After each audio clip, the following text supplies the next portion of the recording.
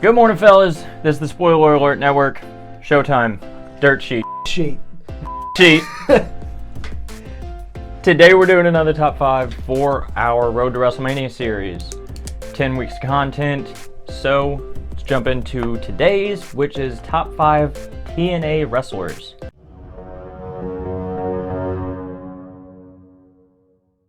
TNA was an interesting alternative to WWE for a while there. Tits and ass. No. Are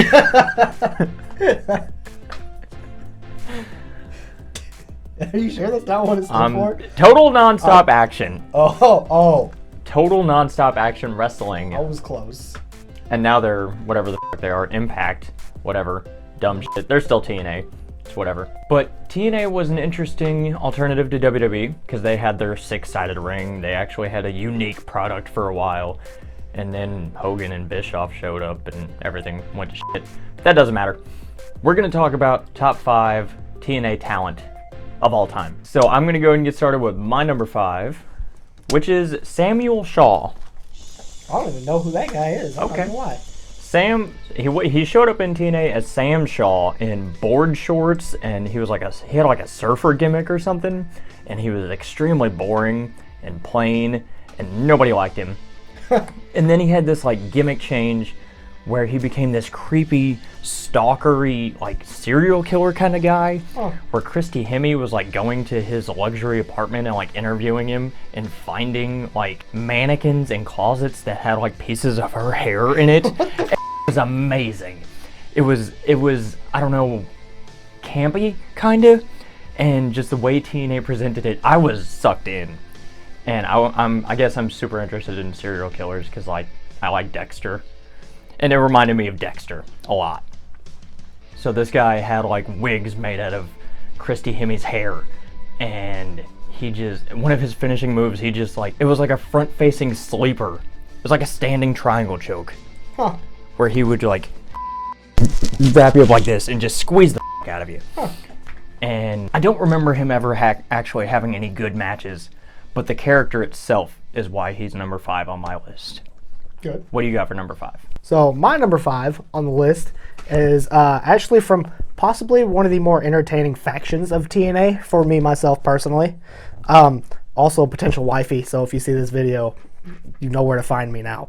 Velvet Sky. Yes. Velvet Sky was so entertaining. It was kind of ridiculous. The Beautiful People as a faction she was so snobby and stuck up, and just the way that she degraded people for their physical appearance was like, it made me hate her, but I was like, this is good.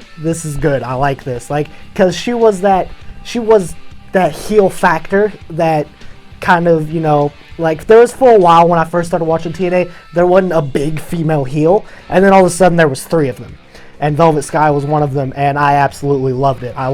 She's a little lackluster in ring at times, No. but she was so entertaining that I didn't care. I enjoyed watching her matches. I enjoyed watching her promos because she was just entertaining. I also enjoyed watching her matches for several reasons. Oh, hey, Stealing, what's up? Oh, you are. What's your number 4, Showtime? My number 4 is Crimson. I know that one. He knows that one. This guy was introduced as Amazing Red's big brother, which was weird. But this is just basically like a 6'4", 6'5", whatever. He's a big dude, and he had this slender build, but he had like all this muscle, and he just looked like he could go. And he was good. Like, he wasn't great or anything, because he just wasn't. But he was entertaining. He was entertaining to watch. But he wasn't going to put on a wrestling clinic or anything. He was explosive, and he was fast-paced. And for a bigger guy, he didn't have like a big build, but he was tall. And those kind of guys you expect to work a little bit slower.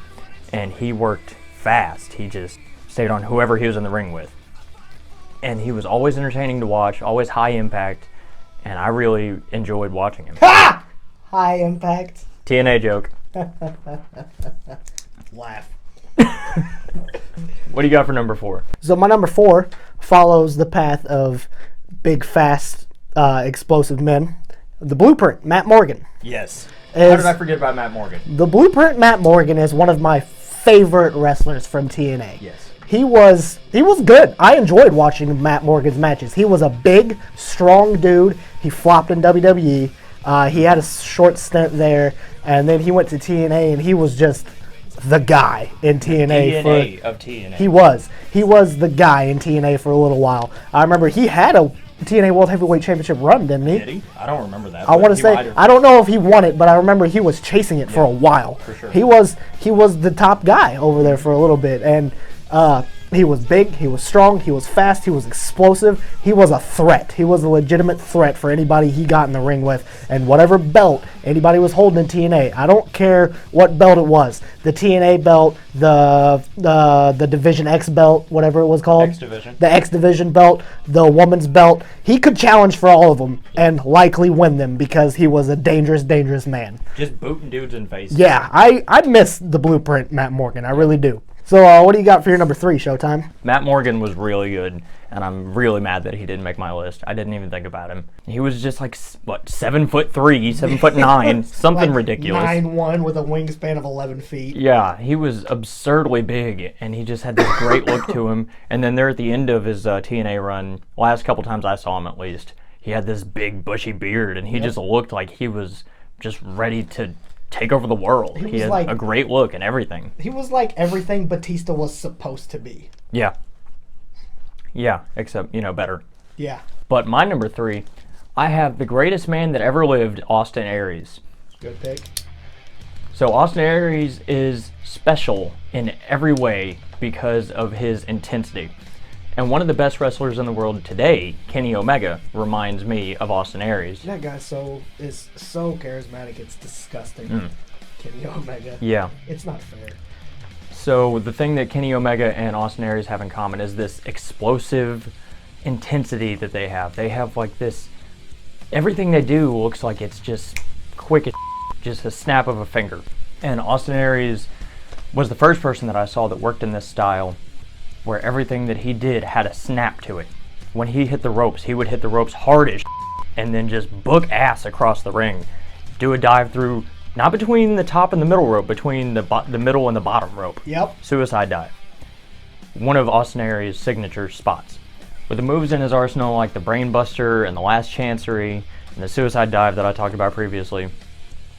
And his look, his specific look with his beard and the mustache and the aviator sunglasses and just his specific brand of person. He's just a complete package. Remember when he debuted in WWE and he kept on talking about his package? Yeah, I do. God, his WWE run was so disappointing. It was awful. I feel so bad for him. He deserves so much better than what he got in WWE. Yep. But in TNA, he was the man. The greatest man that ever lived. And I believe that for a long time. Till I saw the other 2 guys on my list.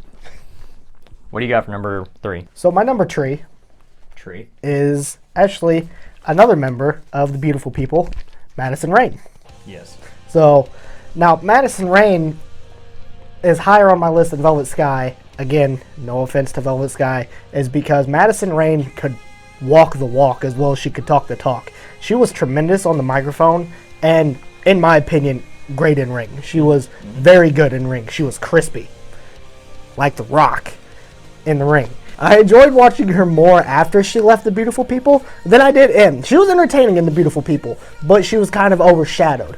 When she broke away from the Beautiful People, it was tremendous. She had a really good run as a heel for a while, and then she flipped face, and she was really good as a face. It was no matter what she did it well, and I enjoyed watching it. When she was the Queen Bee, I think when she had Tara with her, that was incredible heel work. She had that nails on the chalkboard voice, and she just knew how to get under people's skin. Like kind of like Vicky Guerrero. Exactly like Vicky Guerrero. Yep, it was great. I love Madison Rayne. She is amazing. So, who's your number 2, Showtime? My number 2 is member of LAX, Supermex Hernandez. Yep. Hernandez is the Super Mexican. Yep. Hernandez is everything that is good about TNA. He could dive over the top rope and take dudes out. or he could just brawl, or he could just toss dudes across the ring with the border toss. I really, really, really liked Hernandez. And I feel like he's very underrated for his time in TNA. And everything that he did was always good. He was never in a bad angle or anything. He always looked great. He always had the bald head and the weird mustache goatee combo. He looked weird a little bit, but he was always smooth and crispy in the ring. And my favorite thing about him was his border toss finishing move, where The best thing ever. it was the greatest. Just the what's it called? Crucifix powerbomb. Just tossing dudes across the ring. Just not dropping them like Razor Ramon with a razor's edge. Just throwing, Yep. yeeting dudes. Yeeting his opponents from above his head across the ring. Yes. A fair distance, also. Yes. Like, literally across the ring. Yes. Sometimes he would throw them out of the ring onto other people. It was ugly. It was Mud pie ugly. It was beautiful but ugly. A beautiful disaster. And with his time in LAX with Homicide, they were one of the best tag teams in TNA history with their run against America's Most Wanted, Motor City Machine Guns, everybody that TNA had to offer. LAX stood up against them, and they held their own. Homicide was also good, but he doesn't make the list. Hernandez was incredible, though. What do you got for number 2? So, my number 2 is really the first dangerous big man in TNA that I can remember. Abyss. Yes. Abyss was great. I loved Abyss. I love heel Abyss more than I like face Abyss. Granted, I like face Abyss, but when Abyss was just a dangerous maiming machine was when he was my favorite. Because for a while, I legitimately feared for anybody who got in the ring with Abyss, because he was promoted as that dangerous. He was insane. He really had no motives other than to inflict pain on people, and he was so good at it. And the Black Hole Slam is one of my favorite finishers in TNA. It was just devastating no matter who he did it to. And really, TNA kind of, since it was a lesser draw than WWE, they kind of lacked the big men. And Abyss is kind of the cornerstone of TNA, whereas he's kind of like the Big Show or Kali. You know, we see these guys in WWE and other promotions all the time, these big dudes. But really, Abyss was kind of one of a kind in TNA. Like, yeah, we had Matt Morgan and Crimson and the other guys that were all tall, but Abyss was just a big, dangerous dude. I think he was about 360, wasn't he? 350, 360? Almost 400 pounds. So.